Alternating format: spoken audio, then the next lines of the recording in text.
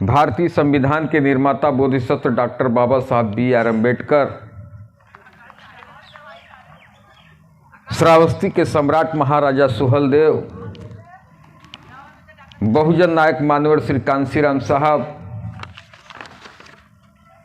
एवं कोल्हापुर नरेश कुर्मी राजा छत्रपति साहू जी महाराज एवं बहुजन समाज में जन्मे संतों गुरुओं के चरणों में श्रद्धा का सुमन अर्पित करते हुए आज 384 पिंडरा विधानसभा की इस बैठक में कबीरामपुर की धरती पर यह बैठक आयोजित की गई है।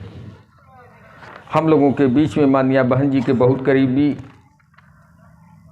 कई मंडलों में इनको जिम्मेदारी सौंप करके माननीय बहन जी भेजती हैं। आज हम लोगों के बीच में हमारे मुख्य अतिथि आए हैं रामचंद्र गौतम जी, हमारे पूर्व जिलाध्यक्ष जिनको 384 पिंडरा विधानसभा की जिम्मेदारी सौंपी गई है, बड़े भाई दीपचंद चौधरी साहब, हमारे बीच में छोटे लाल पटेल जी, विधानसभा सचिव अजय सिद्धार्थ जी और इस विधानसभा के अध्यक्ष रूपचंद भारती जी, जितेंद्र गिरी जी, पूर्व विधानसभा अध्यक्ष रमेश भारती जी, सुभाष पटेल जी, कैलाश पाल जी, लालचंद सरोज, सरफराज अंसारी जी, कमलेश पटेल, सुरेंद्र कुमार जी, राम सूरत, सेवार लाल, राजकुमार साहनी जी, अनिल कुमार, रामलाल, आशीष प्रधान, दयाशंकर बुलंद जी, बबलू जयसवारा और इस ग्राम सभा के वर्तमान प्रधान जी हम लोगों के बीच में बैठे हैं।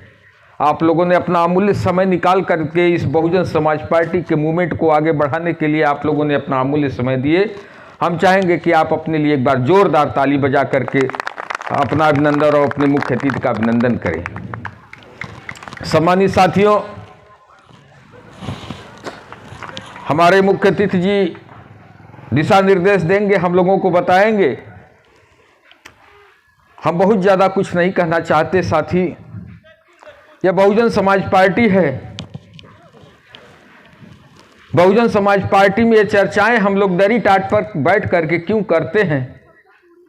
क्योंकि बात हमारी बिगड़ी हुई है। महात्मा गौतम बुद्ध ने कहा था तो दीपो भव, अपना चिराग स्वयं बनिए।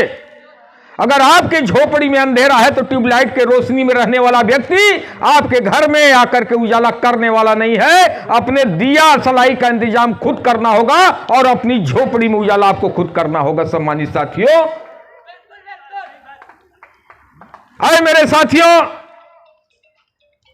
जैसा कि यहां हम देख रहे हैं कि बहुजन समाज पार्टी के हमारे कोर कार्यकर्ता हैं, शेड्यूल कास्ट, दलित, चमार समाज के लोग यहां ज्यादा हैं और कुछ हमारे बीच में हमारे प्रधान जी की बिरादरी पटेल और राजभर समाज के लोग हैं। मैं आपसे पूछना चाहता हूं, अरे मेरे राजभर समाज के लोग, श्रावस्ती के सम्राट महाराजा सुहेलदेव के वंशजों, तुम्हारे पूर्वज राजा थे और कोल्हापुर के नरेश कुर्मी राजा छत्रपति साहू जी के वंशज तुम्हारे पूर्वज राजा थे।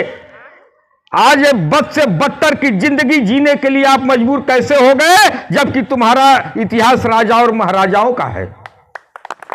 कभी आपने इस पर विचार करने का प्रयास किया? कभी इस पर अध्ययन करने के लिए आप अध्ययन किए, विचार किए कि हमारे पूर्वज राजा हुआ करते थे, आज हम दास्ता की जिंदगी जी रहे हैं, झोला लेकर पीछे घूमने का काम कर रहे हैं। आखिर बात मेरी कहां से बिगड़ी है साथियों? ताकि इतिहास साक्षी है कि राजा का बेटा राजकुमार होता है।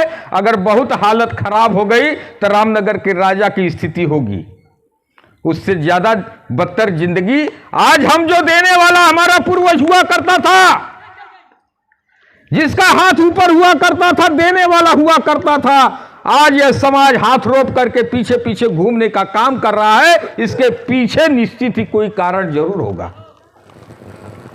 हमें खोजना होगा उन इतिहास को जब हमारा साम्राज्य हुआ करता था, हमारा राजपाट हुआ करता था, हमारी धन धरती पर यहां हुआ करता था, तो कहीं ना कहीं हमारे साम्राज्य को छीना गया है, हमारे हक हकूक को छीना गया है। और उसके बाद जब डॉक्टर साहब बाबा साहब बी.आर. अम्बेडकर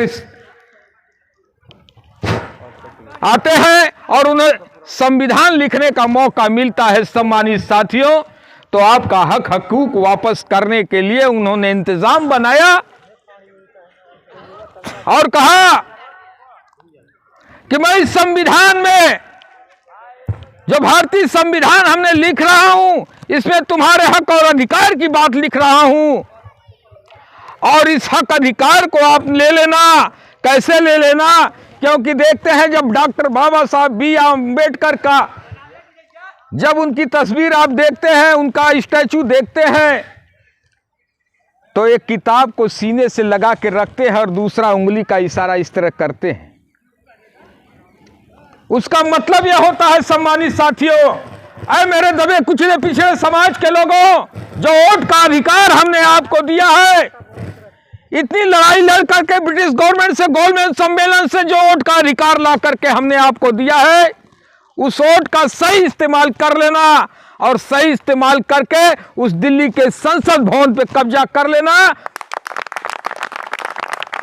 और उस संसद भवन पे कब्जा करके इस संविधान की किताब को पलट करके आर्टिकल को लागू करवा देना। तुम्हारी बिगड़ी बात बन जाएगी। लेकिन है मेरे दबे पिछड़े समाज के लोगों, हम लोग चंद बहकावे में आकर के उस वोट की कीमत को हम नहीं समझ पाते हैं। चंद लालच पे हम उस वोट को बेचने का काम करते हैं, और कुछ चंद चालाक लोग जो मनुवादी पार्टियां हैं, हमारे वोटों को खरीद करके राजा बनने का काम करते हैं, और राजा बन करके हमारे ऊपर हुकूमत और जुल्म जाती करते हैं। सम्मानित साथियों, इस देश में भारतीय जनता पार्टी, आरएसएस की सरकारें चल रही हैं। आप देख रहे हैं फ्री का राशन बंटना फिर शुरू हो गया।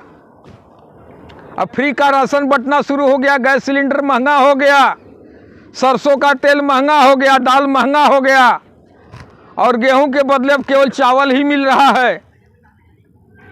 तो सम्मानित साथियों, हमें आपको विचार करना होगा, अपने इतिहास को पढ़ना होगा, हमें अपने आप के, अपने लोगों को जगाना होगा, और जा करके उस संविधान को बताना होगा। डॉक्टर बाबा साहब बी आर अम्बेडकर आर्टिकल 340 में आपके लिए व्यवस्था दिया, जो व्यवस्था दिया है, जिस तरह से आप ये विचार करिएगा मेरे बैकवर्ड क्लासेस के लोगों, जिस तरह से एससी और एसटी की संख्या के, जनसंख्या के आधार पे 22% आरक्षण उनको मिल गया, उसी तरह आपकी संख्या 52.5% है, आपको भी आरक्षण 52% मिलना चाहिए कि नहीं मिलना चाहिए? आप इतिहास पढ़िएगा। काका कालेलकर आयोग इस देश में आया था, जब आपकी जनगणना किया था तो 52.5% आपकी संख्या बताई गई, और आपको आरक्षण कितना मिला? 27%। आपके साथ धोखा हुआ कि नहीं हुआ? इतना ही नहीं सम्मानित साथियों, बहुत कम समय में बताऊंगा, प्रधान बीडीसी जिला पंचायत में पिछड़ी जात का आरक्षण तो होता है, आप चुनाव लड़ लेते हैं, लेकिन जिला पंचायत के बाद जब आप बढ़ते हैं, विधायक, विधानसभा, लोकसभा, विधान परिषद, राज्यसभा का जब चुनाव लड़ना होता है, तो अनुसूचित जात का आरक्षण तो मिलता है, लेकिन पिछड़ी जात का आरक्षण नहीं मिलता है। वहां भी मिलना चाहिए कि नहीं मिलना चाहिए मेरे सम्मानित साथियों? तो समझने की जरूरत है। आप बहुजन समाज पार्टी के इस दरी टाट पे जिस दिन बैठना सीख जाओगे सम्मानित साथियों, अपने हक अधिकार के विषय में आप जान जाओगे। क्योंकि किसी ने कहा है कि गुलामों को गुलामी का एहसास करा दो तो गुलामी की जंजीर तोड़ने के लिए बेताब हो जाएगा। इसलिए सम्मानित साथियों, हम बहुत ज़्यादा समय नहीं लेंगे, हम अपना पूरा समय अपने मुख्य अतिथि को देते हैं और एक निवेदन करना चाहते हैं। हम आपसे वोट मांगने नहीं आए हैं, हम आपसे कुछ लेने नहीं आए हैं, लेकिन आप एक बात याद रखिएगा मेरे बैकवर्ड समाज के लोगों, कि जहां बहुजन समाज पार्टी की मीटिंग हो वहां 1 घंटे का समय देकर के बैठ के सुनने का काम जरूर करिएगा, आपके दिमाग की बत्ती जल जाएगी। इन्हीं चंद शब्दों के साथ आप सभी सम्मानित साथियों का हृदय की गहराई से हार्दिक वंदन, अभिनंदन, स्वागत करते हुए मैं अपनी वाणी को यहीं पे विराम देना चाहता हूं। जय भीम, जय भारत, नमो बुद्धाय।